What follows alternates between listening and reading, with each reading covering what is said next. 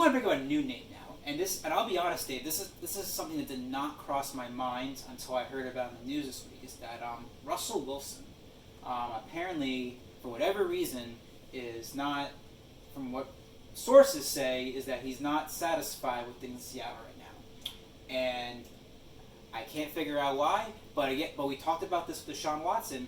If there's some chemistry issues with coach and quarterback, that always throws a monkey wrench into any kind of success. So, right, yeah. So basically, and this is kind of funny, Dave. So, so basically, Russell Wilson said that he wants to be in Seattle. He doesn't want to stay in Seattle, but basically that if he had to leave Seattle, he created a list of 4 possibilities. Yeah, Bears, Saints, Cowboys. What was the 4th? Carolina? No. Oh, I was right on the first 3. Yeah, the first 3. There was a 4th one. And if I had to be a betting betting person.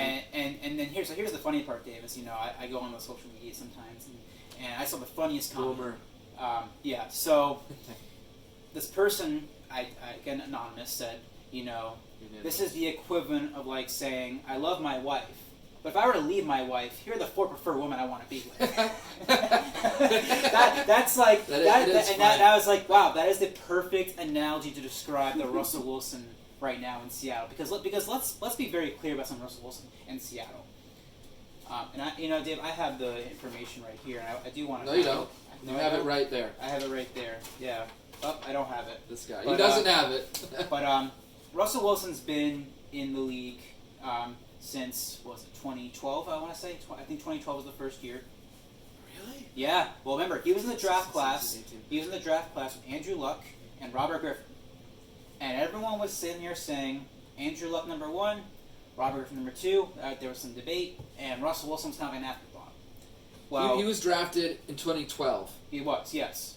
Because he started his career at NC State and then transferred to Wisconsin, exactly, and then even teetered with baseball for a minute. Exactly, and this is the baseball thing too, but the 2012 draft class of quarterbacks. Yeah. Because we can consider the next big one since 2004, Eli and Ben, and Russell Wilson was the only quarterback to really have any success with those 3 quarterbacks. Yeah. And since he's been in Seattle's basically finished first or second in the division almost every year. Almost every year. They've been to the playoffs. I believe they've been fun to watch, man. I think they've been to the playoffs 6 of the 8 years. Something like that. It's up there. It's good. They've been to 2 Super Bowls. Yep. They've won a Super Bowl. Yep. They won 1. And again, has some insane record. And again, I'm shooting myself for not printing this out, but I could have sworn that I had it. But nevertheless, crucify it in the comment section, please. Yeah. Here we go. I'm sorry. I did have it right here. So.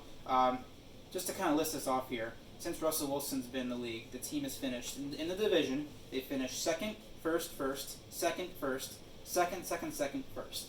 So they've actually never, and in that time, I'm sorry, he's only missed the playoffs once. Yeah, I knew it was something like that. Yeah, once or twice. So I mean, you're talking about, was it 9 seasons in the league now, and he's only missed the playoffs once. He's had 10-win seasons. All but 1 year, and that 1 year they finished 9-7, so he's basically averaging a 10-win kind of season quarterback. If you're Seattle and this saga comes out, because now they're basically saying that if it's clearly a coach and quarterback issue, I think it's higher than that. Do you fire the coach? Do you fire Coach Pete Carroll? Because no. And I say this, Dave, because Pete Carroll. How do I describe his style of coaching? He's unapologetic, I guess. He is. He loves to do things. He was like that at USC that in your mind make absolutely no sense at times. He gets the results, but though, man. somehow except for Super Bowl, right? Exactly. But he gets 10 wins a year. He does things on his own dime. He's not afraid to mix it up. And again, the no risk it, no biscuit kind of analogy from Bruce Arians. He's kind of that same mind frame. Yeah. And so when you have this controversy with quarterback and coach, right, and you realize that you basically have a prized possession on both ends. Russell Wilson is clearly a great quarterback, and Pete Carroll is a big reason why Russell Wilson has had sustained success in Seattle, because the team is always, for the most part, even when they were quote unquote down years, they were still relevant, at least in the division, and all but 1 year making the playoffs. Yeah. So how do you now again? Only 1 Super Bowl in 9 years. You talk about dynasties, which, again, unless you're the Patriots, hasn't really been a thing lately in the NFL. or Tom Brady, I should say. But how do you resolve a quarterback coach controversy? Where clearly both are important assets to your. Well, other than being adults and sitting down and talking about it and hopefully hashing it out, you get rid of one of them. That's the reality. Yeah. And whether it's the player, okay, but Yeah. or it's the coach, but in this particular circumstance, I don't see them parting with Carroll. And I honestly, from what I've heard and read, I've read that it's above Carroll. I think this is organizational. Mm-hmm. I think it's like management above him.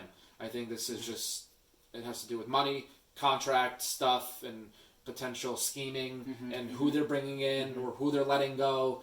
And I think something was said in a back room that he didn't like, kind of like Deshaun. Yeah. And there might not be a way to resuscitate the relationship. What I'm reading, like, he doesn't want to be traded, but I don't know if they're going to meet him where he wants to be met. Yeah. In which case, the trade will happen. And I don't see Pete Carroll's not getting traded. It's going to be Russell Wilson if the cards fall that way, and I think he's going to go to the Bears or the Saints. I think potentially the Saints is a very good fit. That's for actually him. a very good fit because Drew Brees seems like he's definitely retiring. Yep, Darnold also might be going to the Bears. So Yeah. like those are some of my. That's another prediction for another day. But no, Yeah. I think you fix it by talking like adults. But there's so many egos that like I don't know if that's possible. So. Yeah. I mean, I'd love to see him in Seattle. His identity is Seattle. Seattle's identity is, in a way, is Russell Wilson. So, like, what are you willing to do to fix it? I don't know. I don't know what I'd do. It's a tricky one. Well, with Seattle, So that's how I feel. and again, Seattle. If you remember the first half of Russell Wilson's career in Seattle, Legion of Boom. So I mean, they were always a great offensive team. Yes. So what got them the Super Bowl visits was the defense. It was defense, sure. And then the Legion of Boom kind of faded out. Richard Sherman left. Other key players.